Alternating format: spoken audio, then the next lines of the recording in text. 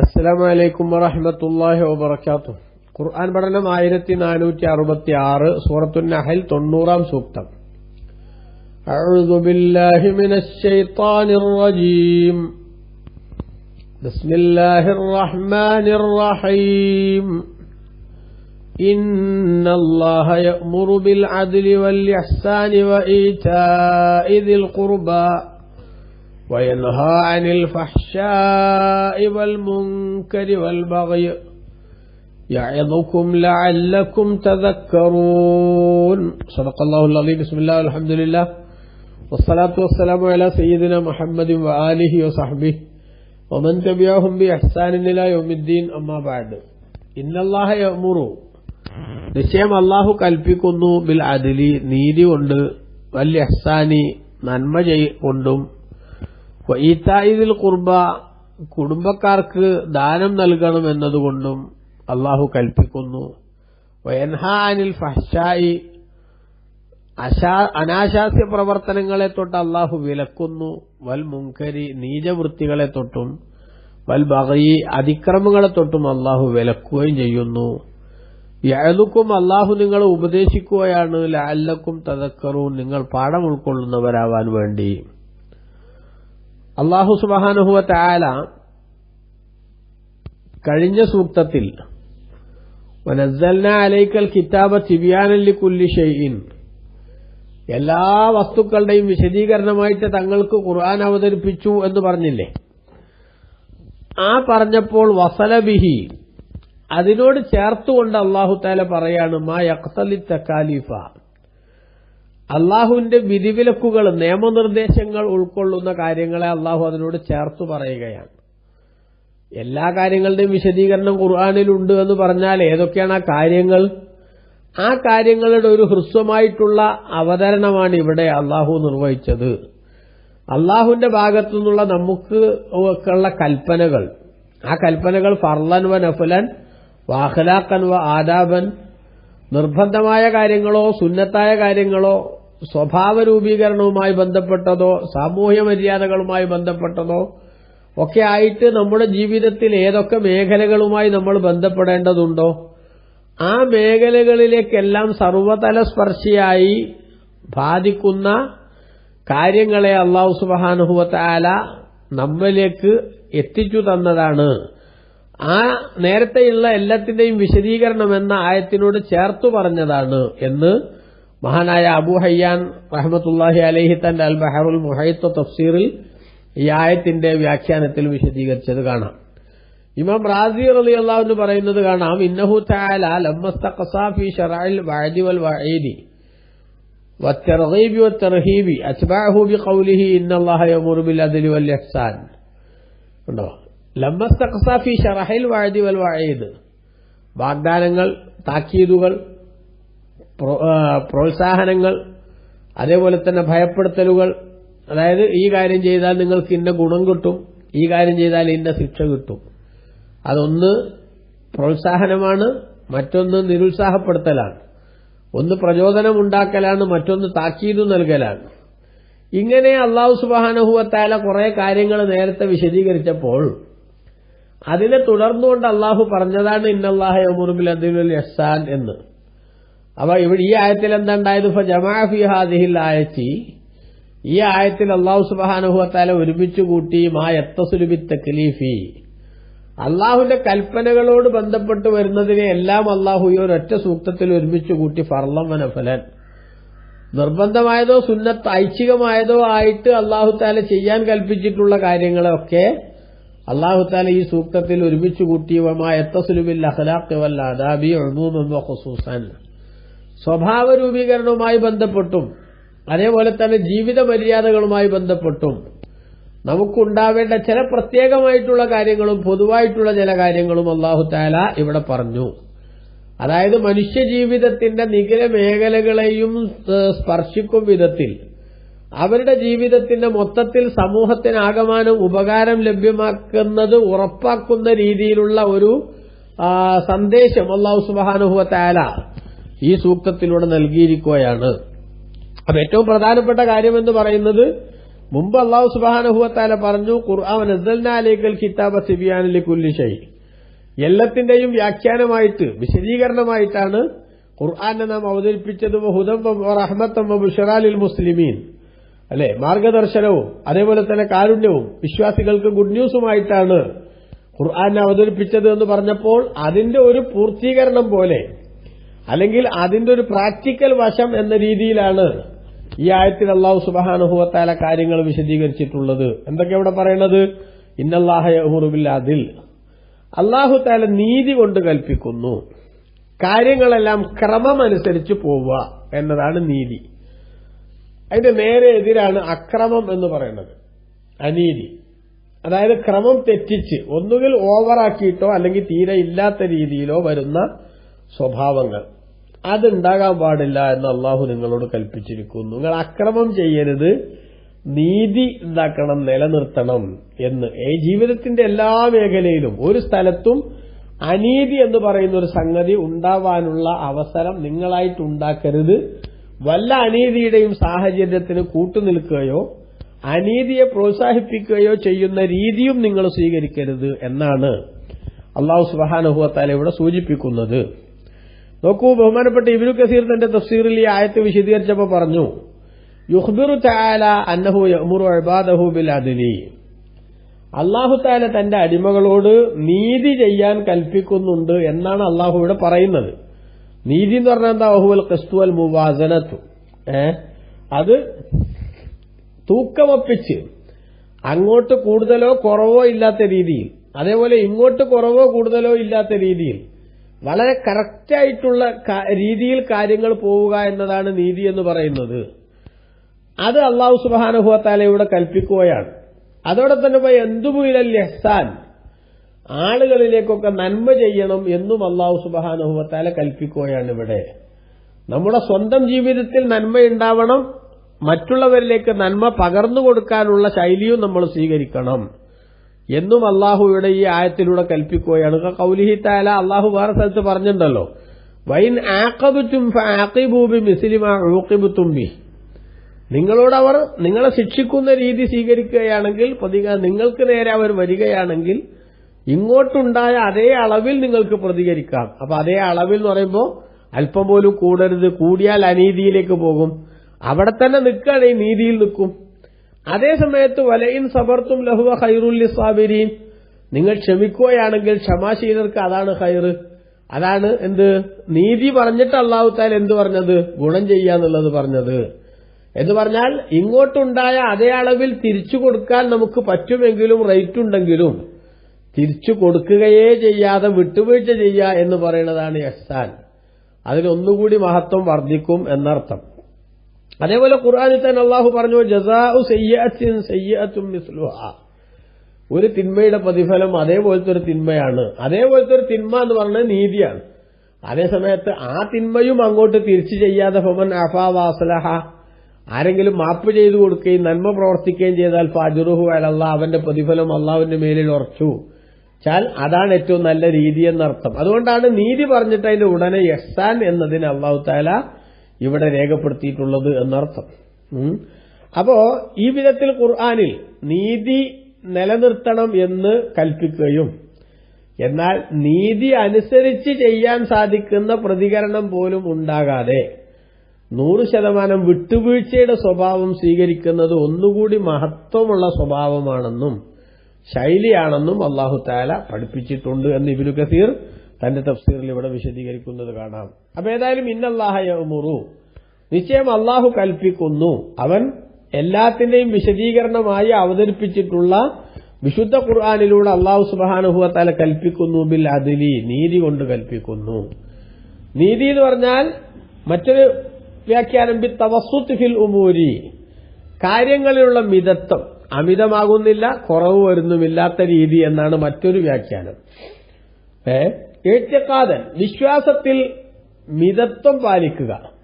കത്തൗഹീദിൽ മുതവസ്സിതി ബൈന തഅത്തീലി വത്തശ്രീകി, അല്ലാഹുവിന് പങ്കാളികളുണ്ട് എന്ന് പറയുന്ന അതിശയോക്തി കലർത്തിയിട്ടുള്ള അമിത വിശ്വാസത്തിന്റെയും അല്ലാഹു തന്നെ ഇല്ല എന്ന് പറയുന്ന തീരെ വിശ്വാസമില്ലായ്മയുടെയും ഇടയിൽ ആരാധിക്കപ്പെടാൻ അർഹനായിട്ടുള്ള ഒരു ശക്തിയുണ്ട്, അത് അള്ളാഹുവാണ് എന്ന് പറയുന്ന മിതമായ ശൈലി. അഥവാ ഇന്നല്ലാഹ യഅ്മുറു ബിൽ അദ്ലി എന്നതിന് രണ്ടു രൂപത്തിലുള്ള വ്യാഖ്യാനമുണ്ട് എന്നർത്ഥം. ഒന്ന്, അള്ളാഹുവിനെ മാത്രം ആരാധിക്കണം എന്ന തൗഹീദ് നിലനിർത്താനുള്ള കൽപ്പനയാണത്. അതിനെതിരിൽ ശിർക്ക് എന്ന് പറയുന്ന അക്രമം ഉണ്ടാകാൻ പാടില്ല എന്ന ഉത്ബോധനമാണ് എന്നാണ് ഒരു വ്യാഖ്യാനം. അതാണ് ഇന്നല്ലാഹ യഅ്മുറു ബിൽ അദ്ലി എന്ന് പറഞ്ഞാൽ ഇവിടെ ബിൽ തവസ്സുത്ത് ഫിൽ ഉമൂരി ഇഅ്തിഖാദൻ, വിശ്വാസപരമായി മിതത്വത്തിന്റെ നിലപാട് സ്വീകരിക്കണം എന്ന് പറഞ്ഞത്. അതോടൊപ്പം തന്നെ വൽ ഖൗലു ബിൽ കസ്ബിൽ മുതവസ്സിതി ബൈന മഹലിൽ ജബ്രി വൽ ഖദർ,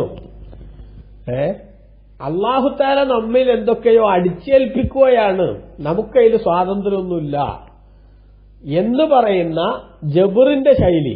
എല്ലാം അള്ളാഹു അടിച്ചേൽപ്പിക്കുകയാണ്, നമ്മളിങ്ങനെ അതുപോലെ ചെയ്യാൻ നിർബന്ധിതരാകുന്ന ഒരു കമ്പ്യൂട്ടറൈസ്ഡ് സിസ്റ്റത്തിന്റെ ഭാഗമാണ് എന്ന വാക്കിന്റെയും, അതേപോലെ തന്നെ അള്ളാഹു തആല കണക്കാക്കിയതനുസരിച്ചൊക്കെ നടക്കുകയാണ്, നമുക്ക് പിന്നെ എന്താ ചെയ്യാൻ പറ്റുക എന്ന് പറയുന്ന നിസ്സഹായതയുടെയും ഇടയിൽ ഉള്ള നിലപാട്, അതാണെന്ത് മിതത്വം എന്ന് പറയുന്നത്. അപ്പോ വിശ്വാസത്തിൽ മിതത്വം വേണം, വാക്കുകളിലും മിതത്വം വേണം. എന്താ വാക്കുകളിൽ മിതത്വം?